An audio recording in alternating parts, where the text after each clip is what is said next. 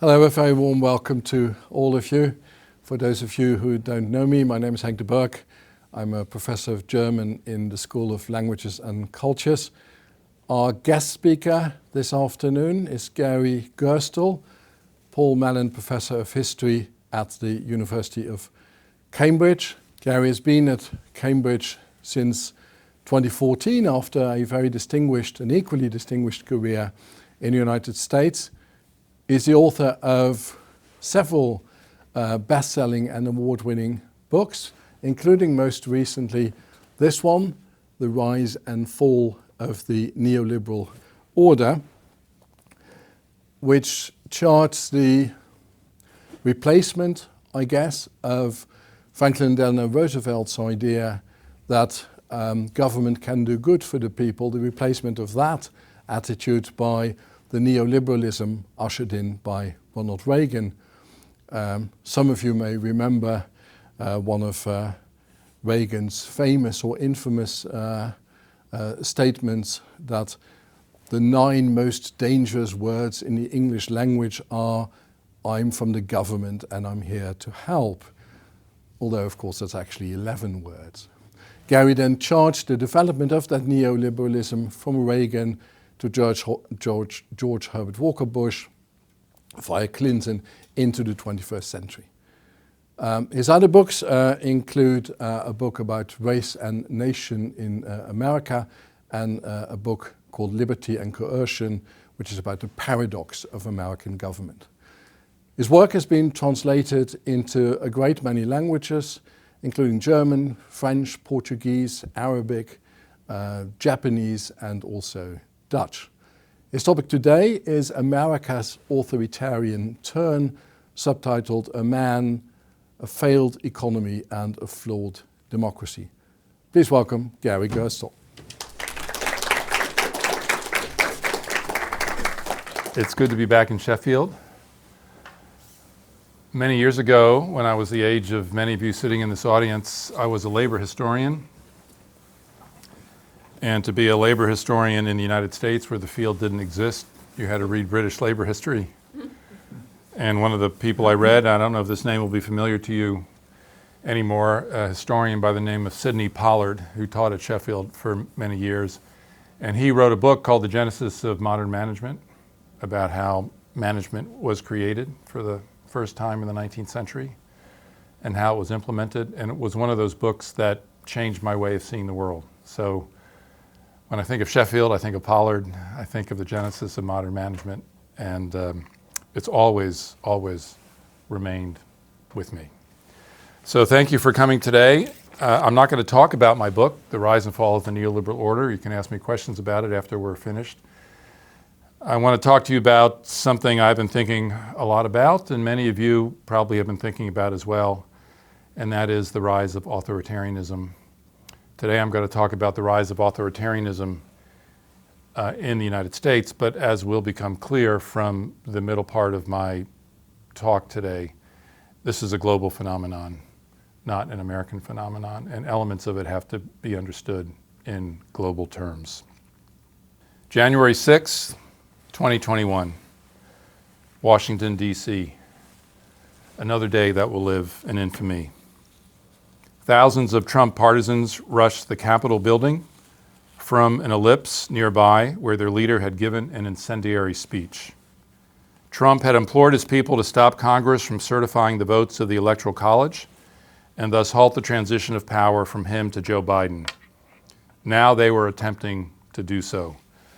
No president in American history prior to Donald Trump had ever encouraged an assault on the seat of popular government that it was his constitutional duty to protect.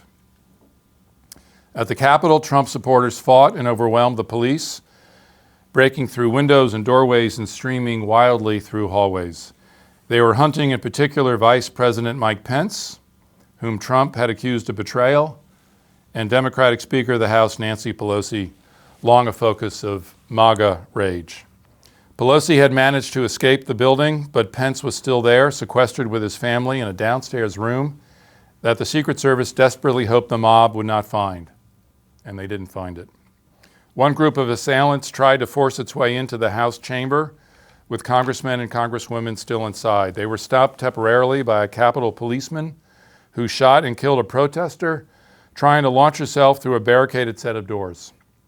Even as the danger to members of Congress became frighteningly clear, Trump ignored pleas from administration officials, leading media figures, and even members of his own family to instruct his supporters to stand down and to call in the National Guard and the Army to defend the Capitol and the people inside. He was implacable for 3 long hours. Wanting the assault to succeed, he refused to act. How did the United States arrive at this moment of White House-supported insurrection? And how did the United States come so close to scuttling a democratic election and installing an illegitimate president?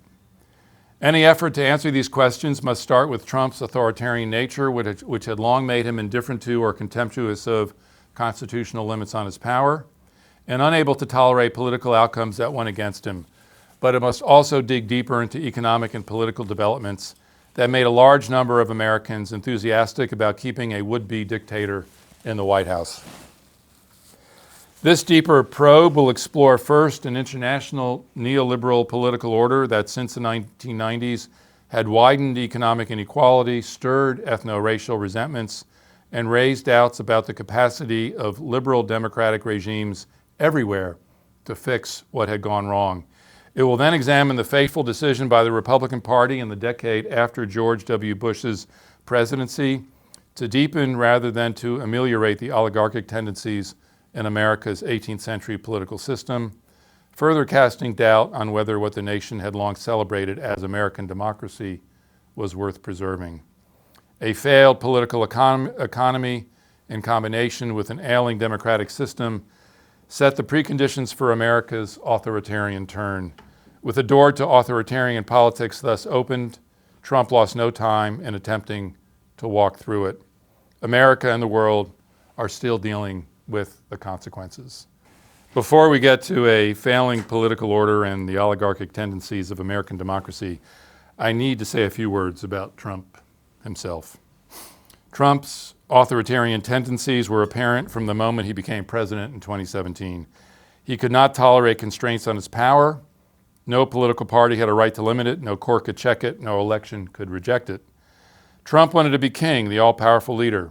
He claimed this power not through divine right. Trump was arguably the most pagan man ever to inhabit the White House, but through the force of his will and through his supposed ability to channel the will of the people. He believed that he understood and expressed the most profound aspirations of the American people, or at least of his people, white Americans of European descent. Nothing was to stand in the way of the merger of man and nation, not a law, court, opposition party, or election, or even the U.S. Constitution. The people's power, as expressed through his words and deeds, could not be denied or suppressed. Any obstacle that stood in the way had to be removed by force if necessary. The January 6, 2021 coup attempt was simply one more expression of Trump's will to power.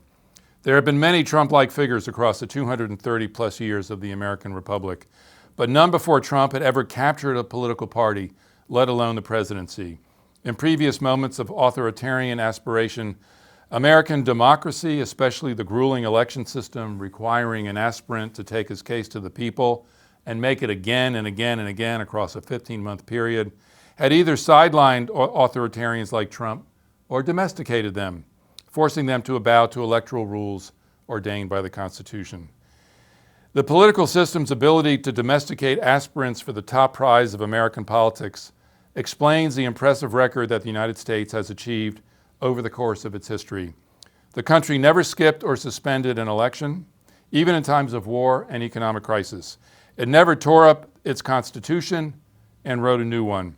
Before Trump, the country never experienced a moment when the defeated presidential candidate refused to accept the outcome of an election, even when there were legitimate grounds for thinking the election had been stolen from the true winning candidate, which was the case in 1876 when Tilden ran against Hayes, in 1960 when Nixon ran against Kennedy, and 2000 when Gore ran against George W. Bush. In 1860, 100 years and 40 years earlier, defeated Democrat Democrat Stephen Douglas knew that Abraham Lincoln's election would probably impel the southern states to secede, thereby breaking up the Union possibly for all time. But it would have been worse, Douglas believed, to insist that the election result be put aside and that he be made president for the sake of keeping the republic whole. The American people could not be denied their choice for president. Democracy was too sacred an American institution.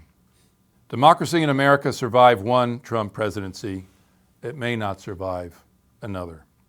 If Trump wins in November 2024, he may pardon hundreds convicted for their role in storming the Capitol, declaring them to be patriots rather than insurrectionists. Some of the incarcerated are ordinary citizens who got caught up in the January 6th riot and are now remorseful for the role they played. But some belong to highly organized and heavily armed militia groups called the Proud Boys, Oath Keepers, and 3%ers, who spearheaded the assault on the Capitol and still see themselves as part of the great leaders' paramilitary. Leaders of these organizations are currently serving 20-plus years for seditious conspiracy, a very serious crime. They could once again become a force to be feared and would likely seek to intimidate those whom Trump identified as his enemies. Trump might also populate key agencies, the U.S. Department of Justice, the FBI, Homeland Security, Department of Defense, with his loyalists, and seek to make sure that during his second term, they would become far more effective instruments of his will than their predecessors had been in the first.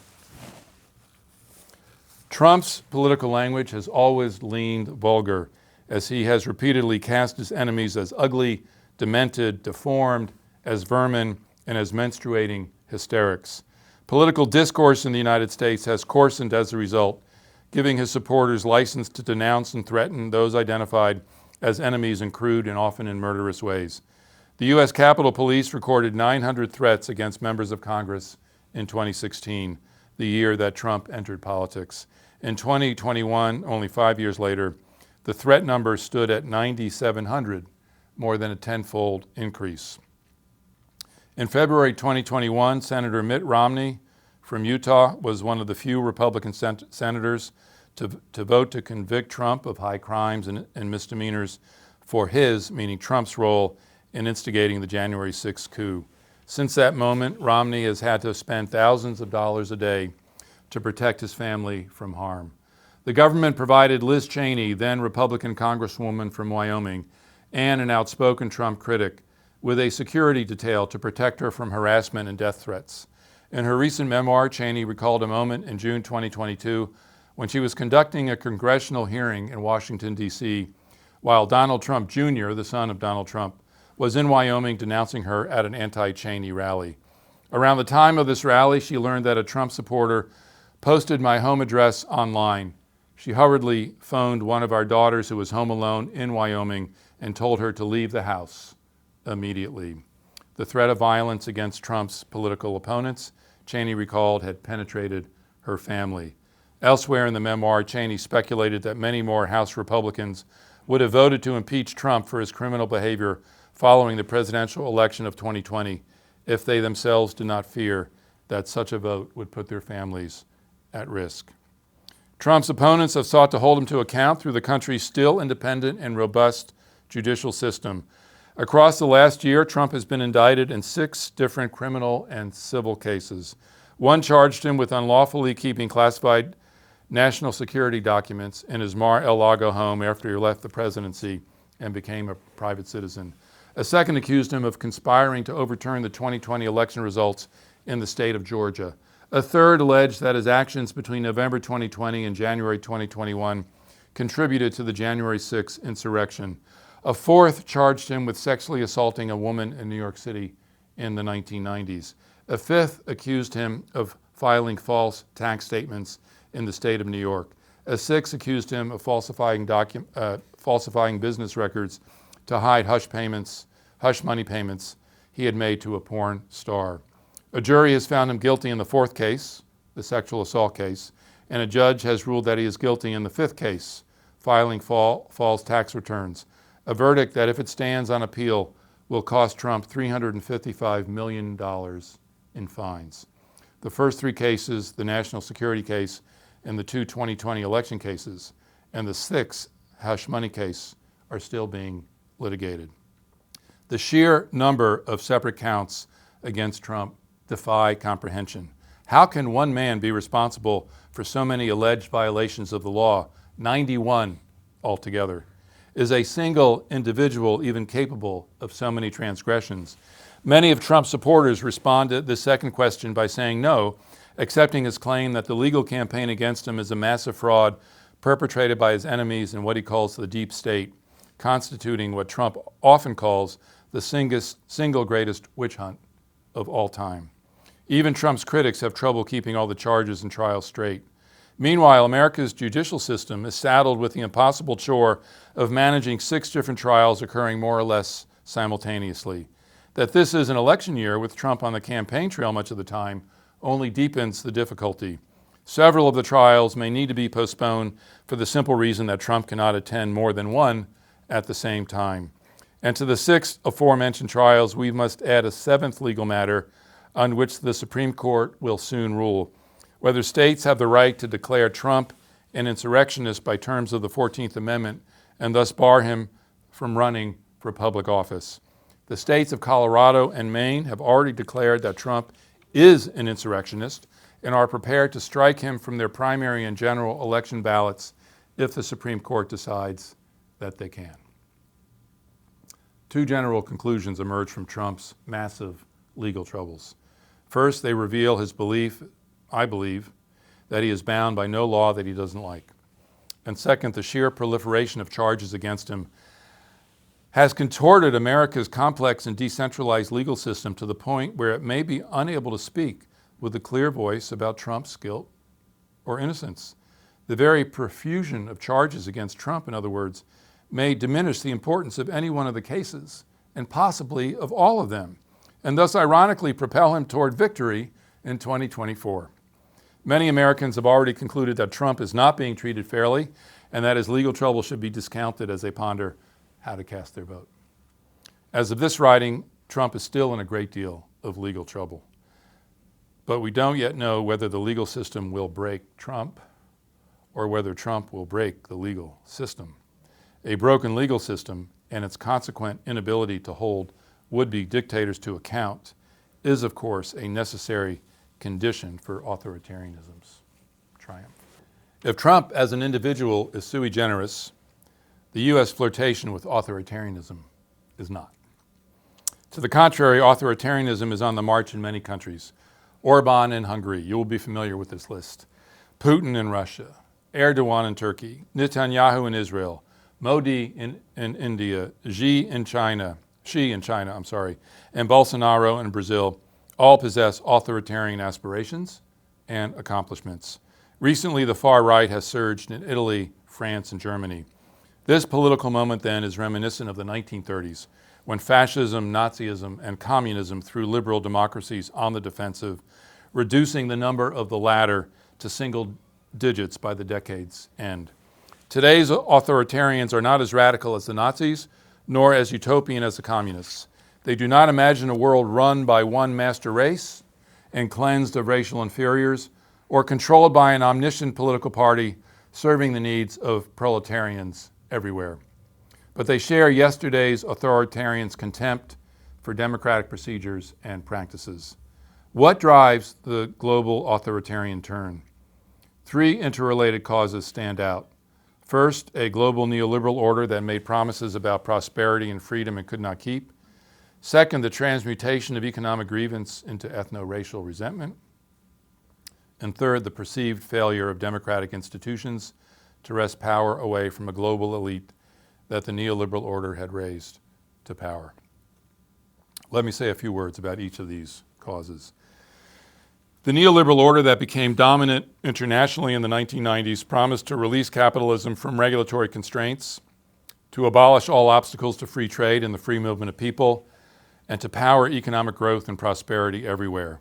The champions of the neoliberal order acknowledged that the system of global capitalism would likely widen the gap between rich and poor. They also insisted, however, that such a gap would not matter much, for the neoliberal order would unleash a rising economic tide that would lift all boats. The poor would see their incomes rise, Tens of millions would have the opportunity to vault themselves into a secure middle-class existence that had long been beyond their grasp. There would be no losers in this neoliberal world, or so the ideology declared. The neoliberal order delivered on some of its promises, most notably in raising up middle classes of ample size and security in broad swaths of the developing world, including in Turkey, India, China, Korea, Indonesia, Brazil, and Mexico. But the stimulation of economic growth in these countries often stripped it away from the global north.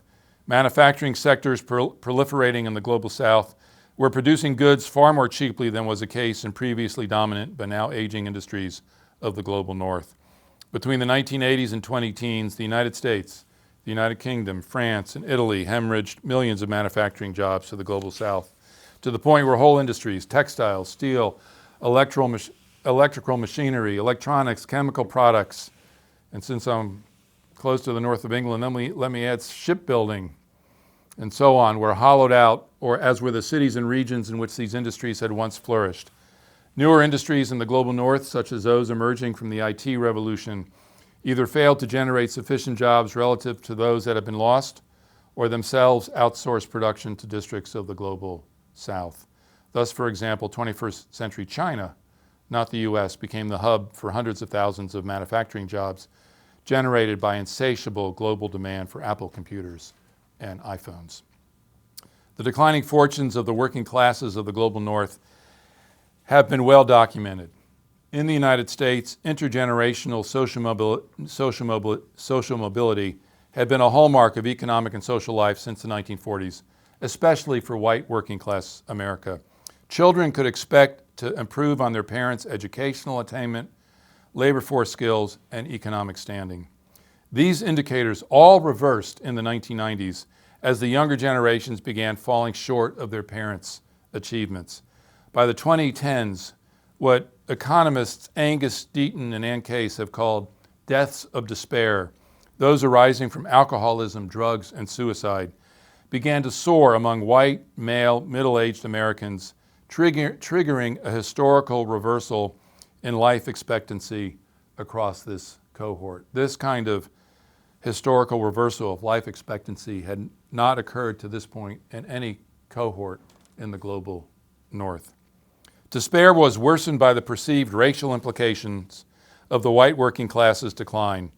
The globalized world of free trade had not only stripped white workers of their jobs and prosperity, it also appeared to be handing those jobs and hopeful futures to people of color in China, Southeast Asia, and India.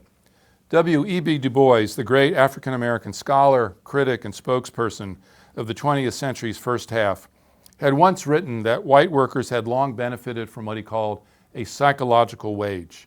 By this he meant that white workers, however poor they may have been, occupied positions of privilege as members of America's white race. This rank did not ease their poverty, but it certainly, Du Bois argued, enhanced their status. The privilege of whiteness had long had an international dimension, manifest in the way that Europe and America had for centuries dominated Asia, Africa, and the Caribbean economically, politically, and culturally. The breakup of Western empires and the emergence of independent states across Asia and Africa in the decades after World War II had, of course, eroded this domination. But airs of superiority lived on, so much so that many members of the white working class in the global north, even into the 21st century, had trouble accepting the reversal of fortune that was becoming manifest, namely that people of color in formerly subjugated and colonized lands were now prospering in ways that once privileged whites in Western countries no longer were. This reversal of fortune was evident not just from observations of the dynamic growth rates manifesting themselves in the faraway economies of China, Korea, Taiwan, India, Indonesia, and Brazil. It was also evident close to home, where metropoles in the United States and Western Europe seemed to be filling up with people of color, the result of the relatively open borders regimes that prevailed during the neoliberal heyday. 35 million immigrants came to the United States between the 1970s and 2010s. The mass movement of people that a globalized neoliberal world had unleashed, with tens of millions of people now migrating in search of both economic opportunity and freedom, facilitated political developments that were once thought unimaginable. In the United States, a black man with a Muslim name, Barack Hussein Obama, rode a multicultural political movement to the White House. In Western Europe, masses of Muslim migrants began to assert their beliefs and demand autonomy for their ways of life in nations still cherishing the continent's historic Christian character, a character that still mattered existentially, even as the percentage of church-going Christians in Western Europe had shrunk to low double digits. Many whites in America and Western Europe thus feared that they were not simply losing the economic competition with so-called lesser peoples defined by race and or religion, they were also losing the ability to sustain their nation's long-standing ethno-racial character. Declining economic fortunes and demographic eclipse went hand in hand, generating a tidal wave of fear among whites that their families and nations were being stripped of their future. In the United States, Trump rode this wave to the White House, pledging to halt and then reverse what he called, in a memorably notorious phrase, American carnage. Making America great again, his slogan, was not just about economics. It was about race. And then there was a third issue, one that made an authoritarian term seem necessary, a belief that personal and national crises were being orchestrated by a global elite with loyalty to no nation and to no one sitting lower in the social order. These globalists, as both Steve Bannon and Quinn Slobodian have called them, two rather dissimilar figures, had made the decision to open economies to global trade regardless of the domestic consequences. They were getting immensely rich from globalization, even as substantial parts of their countries of residence were rotting. They were thought to delight in the mixing of cultures, peoples, and sexualities that came to characterize the metropoles of the global economies, and they were seen to smirk with barely disguised contempt at countrymen and women who preferred more traditional lifestyles marked by cultural and religious homogeneity, heterosexuality, and the conviction that when God created the world, he made a gender binary, the one distinguishing Adam from Eve, foundational to it. The economic wealth and power of the neoliberal metropoles gave globalists an opportunity to promote their cultural radicalism, or so their opponents believed, deepening anger and resentment across the real and metaphorical countryside. When economic disaster struck this neoliberal world, as it did during the financial crash of 2008-2009, the globalists, in the eyes of their critics, made sure to take care of their own people first. In nation after nation, governments took it upon themselves to save banks that had triggered economic crisis in the first place. Then and only then did governments do something for the millions who had lost their jobs and homes. People noticed that government policy was biased toward the rich. They observed that those with stock market assets had recouped their financial losses by 2011 and 2012, whereas those without such assets continued to struggle mightily across the entirety of the new century's second decade. Ordinary citizens began to believe that the financial elites had burrowed their way deeply into states, corrupting governments profoundly. Ordinary politics no longer sufficed. Too many parties and political leaders had been co-opted. National parliaments seemed unable to solve the problems that a globalized capitalist and free trade world had generated. Congress, Westminster, and the National Assembly had become part of the problem and thus could not assist with finding a solution. The swamp, to use Trump's terminology, had to be drained. Virtually all the great populist explosions erupted in the decade following the 2008-2009 crash. The Tea Party in America, 2010. The ascension of Orban in Hungary, 2010. The rise of the National Front in France, 2012 and 2017. The election of Modi in India, 2014. Brexit, 2016. The election of Donald Trump in the US, 2016. And the election of Bolsonaro in Brazil, 2019. All in a decade after the financial crash. The march toward authoritarianism has been global. But in every country, those marching have followed nationally specific paths. In America, that path was laid out long ago by what I call oligarchic republicanism, and I apologize in the beginning for that clumsy term. And if you have a better one at the end of this lecture, please let me know what it is. I'm searching for one. And by republicanism, I mean here small r republicanism, not the Republican Party, as will become clear. Oligarchic republicanism is an ideology and set of political practices as old as the American Republic. It has always been a constitutive part of the American political system. However, over the last 30 years, it has increased its stranglehold on American democracy. Its growing significance helped to lay the foundation for the Trump insurrection. Oligarchic republicanism favors elite control. Nevertheless, it is a politics, unlike authoritarianism, that is fiercely attached to constitutional norms. It believes profoundly in the importance and integrity of elections, legislatures, and the rule of law. It often casts itself as the opponent of aggrandized executive power and as a defender of the Constitution. It thus lacks key features that we associated with authoritarianism. But oligarchic republicanism is dangerous to democracy just the same. It finds in the U.S. Constitution sanction for restricting the right to vote and for granting appointed judges the power to reject the will of popularly elected legislatures. Ultimately, oligarchic republicanism justifies as constitutional the right of a minority to govern in a polity ostensibly committed to democratic principles. It too has the capacity to plunge American democracy into crisis. Oligarchic republicanism is embedded in America's 18th century Constitution. On the one hand, the architects of this Constitution enshrined the people as sovereign and made the national legislature, Congress, the instrument of the people's will. On the other hand, the framers did not entirely trust the people and thus made it possible for state legislatures to deny significant groups of people the vote. Enslaved black people were denied the vote, of course, as were women.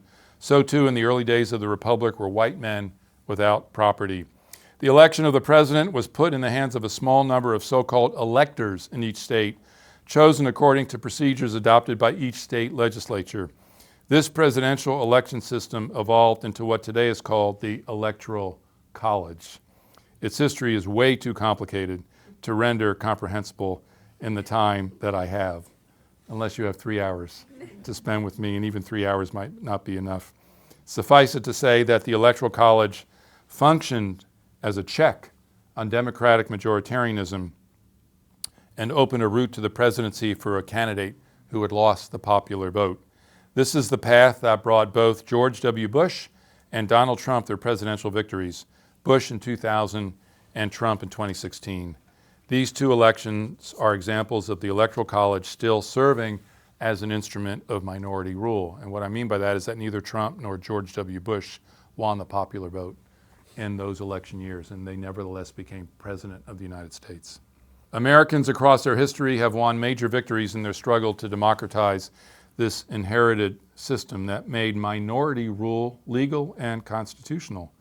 They have removed property requirements for voting, ended slavery, enshrined through constitutional amendments the right of African Americans and women of all races to vote, shifted the power to elect U.S. senators from state legislatures to the people themselves, placed under special federal court jurisdiction electoral districts that had violated the voting rights of racial minorities and regulated the flow of private money into politics. But the oligarchic tendencies of the original constitutional order were never entirely eliminated. In certain times and places, they have enjoyed a renaissance. One such renaissance occurred between the 1870s and 1950s, when southern states stripped African Americans of the right to vote, to sit on juries, and to hold office. The numbers of African Americans in the South who actually voted in election fell to mere thousands of the million plus who should have been eligible. The political party that African Americans supported at the time, which was the Republican Party, ceased to function in the southern states. The entire region became a Democratic Party bastion. It was the region's only political party, and it was unabashedly a promoter of white supremacy. Critically, the work of stripping African Americans of their political rights was accomplished constitutionally. The 14th and 15th Amendments to the Constitution, ratified in 1868 and 1870, forbade explicit exclusion of black people from voting or running for office. But Southern legislatures retained the right to pass laws that excluded those who were poor or illiterate from voting. These laws were allegedly race neutral and thus constitutional, even as everyone knew that their purpose was to exclude from politics African Americans, the poorest and most illiterate portion of every southern state's population. Enshrining white supremacy in the South was thus not accomplished through what today we would regard as customary authoritarian means, the rise of a strongman such as Erdogan in Turkey, dissolving or intimidating legislatures, and disbanding or radically reconstituting courts, concentrating all power unto one man. The South certainly had its share of demagogues, many of them colorful. Pitchfork Ben Tillman of South Carolina comes to mind, as does Huey Long of Louisiana. But these men were not dictators who issued executive orders that all people in their jurisdiction had to follow. Rather, the work of enshrining white supremacy was accomplished by legislatures, not by executives. Southern legislatures did the heavy lifting. Laws in America are, as a matter of course, subject to constitutional challenge. Thus, Southern legislatures needed federal courts to back them up, to rule that their work passed constitutional muster. The federal courts obliged, giving white supremacy full constitutional sanction. A brief story will illustrate my point about the gap that separated white Southerners of yesteryear from those whom we today identify as authoritarians in the conventional sense. The story concerns the surprisingly rough reception greeting Nazi emissaries sent by Hitler to the southern states in the 1930s. Nazis were naturally drawn to white Southerners whose system of racial exclusion and subordination they regarded as a model for their own. Nazis dispatched their ambassadors to Southern legislatures and Southern newspapers, hoping to forge common ground and to persuade public opinion in the American South to look more kindly on what the Nazis were doing in Germany. Yet most white Southern politicians and much of the white Southern press refused to recognize kinship with the Nazis. Instead, they made known their loathing of Hitler, whom they saw as a dictator who had used enabling acts to dissolve the power and legitimacy of the German legislature and thereby of the Weimar Constitution. White Southerners went further than simply dismissing the Nazi emissaries with contempt. They worked to make sure that the American South would lead the way in preparing the United States for war against the Nazis, helping Franklin Roosevelt to make the case for intervention in World War II at a time when this was an unpopular cause in much of the country, including in many of its most progressive northern districts. Few areas of the country stood as firmly against Hitler in the 1930s as did the American South. This stance did not mean, however, standing up for the democratic rights of all Americans. Throughout their standoff with the Nazis and across the entirety of World War II, white Southerners were intent on preserving the oligarchic and white supremacist system that generations of their forebears had forged through legislative and constitutional means. Many accounts of America's 20th century once treated this oligarchic South as a formation destined for doom, an atavism to be dissolved by the sands of modernity. That time seemed to arrive in the 1950s and 60s in the form of the Civil Rights Movement. Jim Crow was dismantled, African American voters were enfranchised, Southern voting districts were put into receivership and profoundly reformed, and a Southern Republican Party was reborn. A heroic and democratic era of American politics ensued. The oligarchic Republican South did indeed go into eclipse, but it did not die. And between the 1990s and 2010s, it's resurged. Its home is no longer the Democratic Party, but the Republican Party.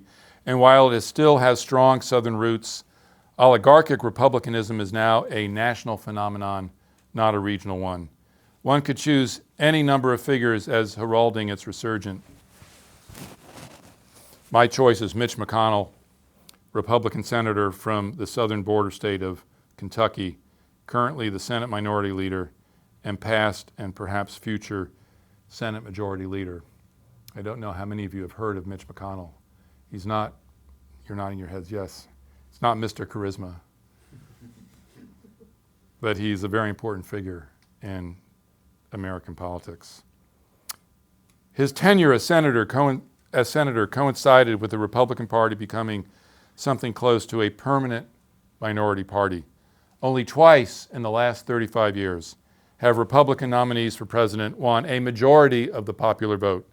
George H.W. Bush did it in 1988, and his son George W. Bush did it in 2004. What in this long run of failure was the Republican Party to do? George W. Bush had a plan: peel off several Democratic constituencies to make Republicans a majority party. Mitch McConnell had another plan: figure out a way to allow a minority party to assemble and keep power forever. Preserving the power of a minority party impelled McConnell to support the partisan gerrymandering of electoral districts in the states controlled by Republican legislatures, the aim being to maximize the value of each Republican vote while diminishing the significance of each Democratic vote. Along the same lines, he supported ending federal oversight of electoral districts identified as suppressing the votes of African Americans and other people of color. All this gerrymandering and vote suppression generated legal challenges, of course. Turning back those legal challenges required that the Republicans control the federal judiciary. As a majority leader from 2015 to 2021, McConnell was more assiduous than any of his predecessors in getting Republican judges appointed to the federal bench, judges who could be counted on to uphold the constitutionality of the gerrymandering being undertaken by Republican state legislatures to reshape electoral districts for partisan benefit.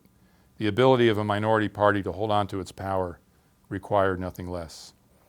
McConnell's most egregious act occurred in 2016 when he refused to let the Senate consider Barack Obama's nomination of Merrick Garland to succeed the deceased Antonin Scalia on the Supreme Court. No majority leader of the Senate had exercised this power of refusal in more than 150 years.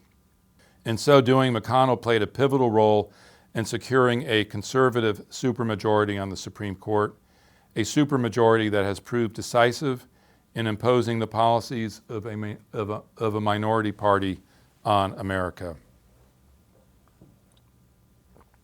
The most shocking such imposition, of course, is the 2022 Dobbs ruling that stripped from American women a constitutional right to abortion that they had held for 50 years. An estimated 60% of the American people favored the preservation of that right. Had McConnell not stolen a Supreme Court nomination in 2016, women in America would likely still possess it. Is McConnell an authoritarian? Not in a conventional Trumpian sense. McConnell loathes Trump, much as his Southern predecessors once loathed Hitler. He condemned Trump's January 2021 coup attempt, declaring that its success would have sent American democracy into a death spiral from which it never would have recovered. On the evening of January 6, 2021, McConnell was adamant that the coup be stopped and that Congress immediately complete its constitutional duty by certifying Joe Biden's election.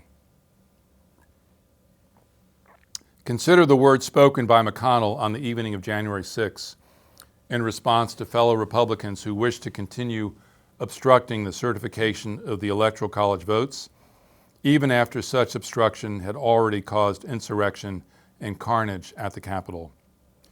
We're debating a step, McConnell intoned, that has never been taken in American history: whether Congress should overrule the voters and overturn a presidential election. The Constitution gives us here in Congress a limited role. We cannot simply declare ourselves a national board of elections on steroids. The voters, the courts, and the states have all spoken. If we overrule them, it would damage our republic forever. To ponder McConnell's words, "it would damage our republic forever," is to realize how much McConnell regarded himself as a constitutionalist, and as a fierce one at that. We also have to recognize, however, that McConnell had for years deployed the instruments of minority rule made available by the Constitution to damage the practice and experience of democracy in America. We might even say that McConnell-style oligarchy enabled Trump-style authoritarianism.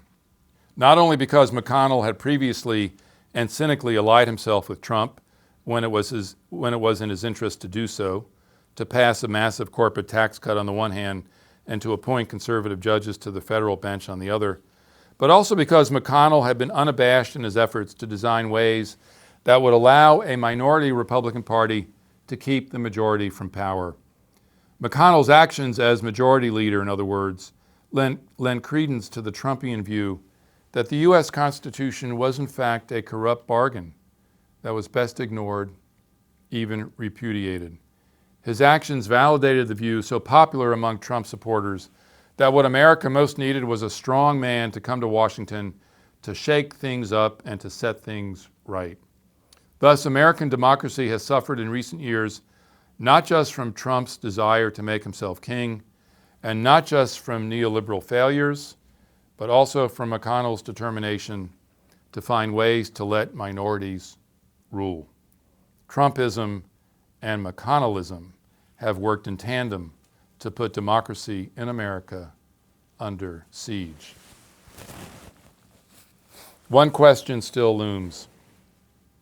If McConnell loathed Trump so much, why did he not finish him off in January or early February 2021 when he had a real chance of doing so? Anger at Trump in the aftermath of January 6 was intense, even in Republican ranks. At that moment, McConnell likely could have found 10 Republican votes that would have secured the 2/3 senatorial majority required to convict Trump of high crimes and misdemeanors. Such a conviction would have barred Trump from running for president ever again, thereby terminating his political career. Why didn't McConnell spearhead this campaign at a moment when Trump was at his most vulnerable? We won't know the answer to that question with any certainty until time has passed, the principles have died, and the archives have opened. But we can speculate. What follows is pure speculation. I have no hard evidence for any of this, but let me propose it to you. I would suggest that two factors were at work in McConnell's mind. First, fear of reprisals from Trump partisans, and second, a misguided calculation that January 6 had weakened Trump to the point where GOP oligarchs like McConnell could now finally control him. As already noted, fear of reprisals was palpable in January 2021. Trump supporters were threatening the lives and political futures of Republican senators contemplating a vote for conviction. As for controlling Trump, Republican Party oligarchs like McConnell had long sought to find a way to channel the popular passion that Trump had aroused. What if they stripped the passion for Trump of its crazy MAGA features and harnessed it to their own ends? Then all would be well in America again, with the Republican Party once again pursuing elite agendas while enjoying resounding Ronald Reagan-like triumphs at the polls. The risks of such a strategy were, by 2021, plain for all to see. It required Republican Party establishment figures to tolerate Trump's excesses and excuse his behavior, including a White House-inspired assault on the Capitol. But what if McConnell interpreted January 6, 2021, as having weakened Trump to the point where he could now be controlled? What if? If McConnell had in fact been intimidated by Trump supporters, he deserves opprobrium for failing at a crucial moment to uphold the constitutional values most dear to him. If he was not cowardly but simply obtuse in believing that Trump could now be controlled, or that he would simply, like the good old soldier General Douglas MacArthur, simply fade away, then he has to be held responsible for a tactical error of enormous significance and consequence. The message of January 6, 2021 rang out loud and clear. Trump could not be controlled, not by McConnell or anyone. In the future, we may look back on this fateful moment when McConnell failed to act and failed to end Trump's political career as the day the music died and the republic was lost. The election of Trump in 2024 is hardly a foregone conclusion. A majority of Americans are small d Democrats. They may be members of the Democratic Party, the Republican Party, or have registered as independents. Yet they all share the belief that democracy really is the best system of rule and that it can be made to work in America. These small d Democrats turned out in record numbers in 2020 to hand Trump and his supporters a decisive defeat. They rose up again in 2022 to keep Mitch McConnell from returning the Senate to Republican control and nearly did the same in the House. America needs these small d Democrats to turn out in record numbers again in 2024. And they must do so even if their preferred choice for president on the Democratic ticket is someone other than Joe Biden. They must do so in the knowledge that the current structure of American government makes it hard for them to win congressional seats commensurate with their numbers. Many, it is true, are thinking of sitting out the election. They must overcome their reluctance to vote for two reasons. First, their votes may be necessary to prevent the triumph of authoritarianism in America. And second, denying Trump a return to the White House would hand him a third consecutive defeat. 2018, the midterms, 2020, 2024. As in baseball, so in politics. 3 strikes, and you're out. Virtually no one who has lost 3 consecutive contests has ever won again. For the Republican Party, this defeat would amount to a 4th consecutive electoral loss. 2018, 2020, 2022, and 2024. That many defeats might just be enough to break the spell that Trump's MAGA movement has cast across the near entirety of America's grand old party. Trump's eclipse would not end democracy's crisis, which is deeper than Trump and requires a project of economic and political reform that must go on long after MAGA man has left planet Earth. But it would give democracy in America a fighting chance. Thank you very much.